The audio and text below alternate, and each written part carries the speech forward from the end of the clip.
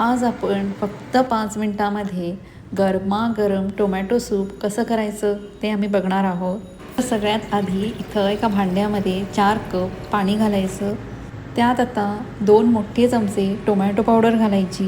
ही tomato powder online आरामात मिळू शकते. या रेसिपीसाठी मी स्वतः घरी केलेली आहे.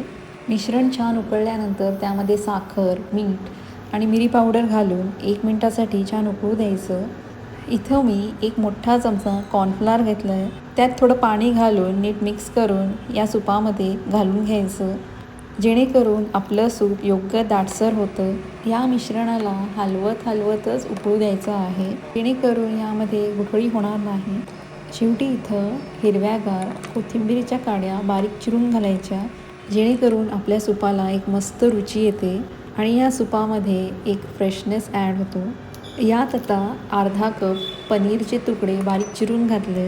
ह्या मिश्रणाला 1 मिनटासाठी हाय हीटवर उकळू द्यायचं. तर इथं तुम्ही बघू शकता मस्त असं गरमागरम टोमॅटो सूप तयार आहे. तर ही रेसिपी तुम्ही नक्की करून बघा. रेसिपी आवडली तर लाईक नक्की करा.